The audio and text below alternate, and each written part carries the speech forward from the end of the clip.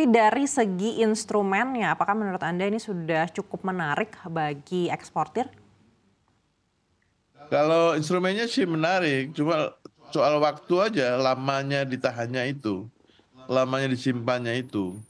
Ya, lamanya disimpannya itu. Nah, tentu misalnya saya punya banyak teman di tambang misalnya. Mereka itu mendapatkan kreditnya, pembiayaannya dari bank di luar. Tentu kewajiban-kewajiban terhadap lembaga keuangan di luar itu harus dipenuhi dari hasil ekspornya mereka. Nah, itu kan jadi masalah juga yang harusnya kalau dia dibiayai oleh lembaga keuangan di Indonesia, tentu nggak akan keluar. Baik, artinya ketentuan saat ini di mana DHE ini diparkir 3 bulan menurut Anda sudah ideal dan lebih baik untuk tidak diperpanjang menjadi 1 tahun? Sebaiknya gitu. Artinya saya nggak against 1 tahun ya. Itu kita harus lihat ditelaah lagi cost structure-nya dan siklus trade-nya.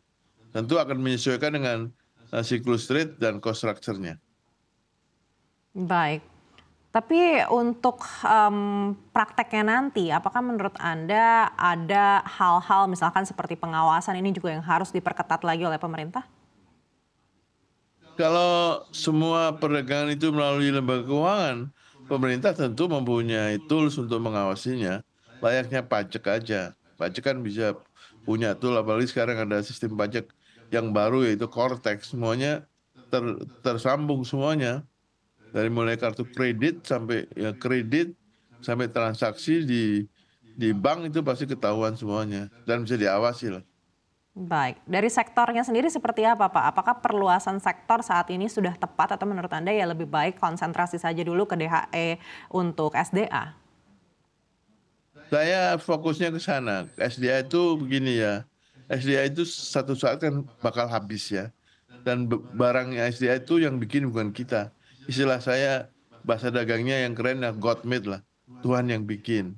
Dan itu pada suatu saat tahun tertentu itu habis ya.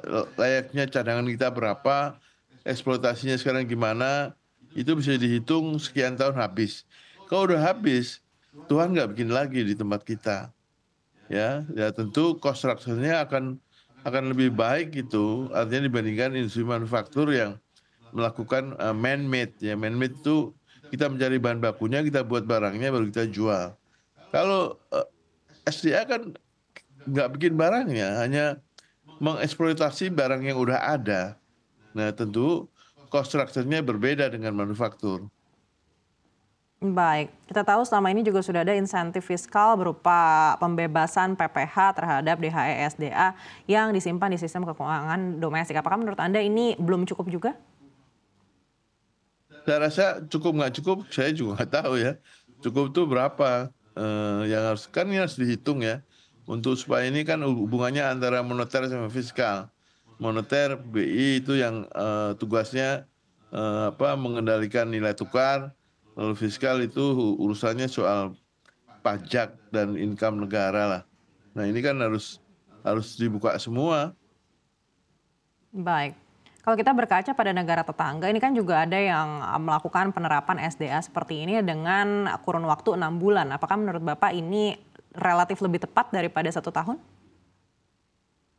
Saya rasa mereka juga akan lakukan selektif ya, tidak semuanya. Kayak Thailand itu selektif juga, tidak semuanya dikenakan ya. Misalnya otomotif Thailand kan ekspornya cukup besar. Kan mereka juga beli bahan bakunya dari mana-mana ya. Artinya global sourcing. Lalu nanti dia pakai dalam negeri dan lainnya diekspor. Ya, dia akan lakukan seperti yang saya katakan tadi. Cost structure-nya gimana, siklus trade-nya gimana. Baik. Keadaan ekspor manufaktur sendiri menurut Anda sejauh ini seperti apa Pak memasuki 2025? Apakah memang sudah terlihat ada perbaikan terutama mungkin di otomotif? Iya di bulan Desember itu PMI naik. PMI itu Purchasing Manufacturing Index lah. Jadi ada ekspansi, ada tambahan kapasitas, tapi masih kecil ya. Yang sebelumnya kan konstruksi itu di bawah 50, 49, itu konstruksi artinya banyak yang tutup. Nah sekarang pun udah ada beberapa yang tutup, tapi udah mulai ada beberapa yang tumbuh atau yang baru datang lah. Baik, apakah GPI sendiri juga cukup optimistis dengan pertumbuhan sektor ekspor manufaktur ini di tahun ini? Harus optimis dong, kalau nggak optimis kita berhenti aja. Kita optimis bahwa ekspor kita harus naik. Maka saya tugasnya menyebar virus, yaitu virus ekspor. Saya sebar ke semua lapisan, baik dari mulai mahasiswa sampai pengusaha UMKM. Itu saya ajak bagaimana kalau kita ekspor. Dan gimana kalau kita ekspor, apa yang perlu dibantu supaya mereka bisa ekspor. Baik, di tengah optimisme ini apabila ternyata kebijakan terkait dengan DHE yang diperpanjang untuk 1 tahun ini ya, jadi diresmikan, apakah ini akan juga langsung memberatkan sektor ekspor manufaktur ini? Ya, kita akan bicara dengan pemerintah. Kalau ditetapkan 1 tahun untuk semua sektor, kita pasti akan protes dan bicara dan minta supaya dilakukan peninjauan supaya tepat kebijakan itu terhadap kebutuhan kita, baik pengusaha maupun pemerintah. Karena kalau sudah habis modalnya nggak bisa ekspor kan yang rugi pemerintah sendiri.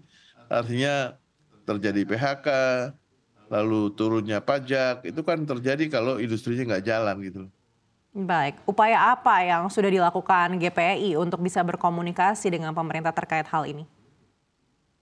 Kita selalu berkomunikasi, partner kita di pemerintah kan Kementerian Perdagangan.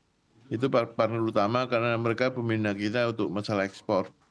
Nah, lalu sektoralnya tentu kita ada ke perindustrian, ada ke pertanian, ada ke kesehatan dan segala macamnya. Itu sektor komoditinya.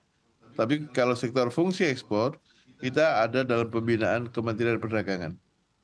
Baik, artinya GPI akan terus juga melakukan komunikasi untuk bisa menyampaikan terkait dengan DHE yang rencananya akan diperpanjang 1 tahun ini, terutama untuk sektor-sektor tertentu. Betul, karena pertumbuhan ekonomi yang dicanangkan oleh Presiden 8%, itu kontribusi ekspor itu bagian berkomponen utama, ekspor kurang impor. Makin selisih ekspor kurang importnya makin tinggi, tentu itu akan menumbuhkan pertumbuhan ekonomi. Karena yang diekspor itu tadi segala macam komoditi, di mana setiap komoditi itu mempunyai pekerja yang cukup banyak, atau kita bisa menyiapkan lapangan kerja. Dari lapangan kerja yang ada, maka konsumsi daya beli masyarakatnya juga naik, dan pajaknya juga naik. Itu kan bagian dari pertumbuhan ekonomi. Tentu kuncinya satu, investasi. Investasi itu depan pintu, dia harus dibuka pintunya besar-besar.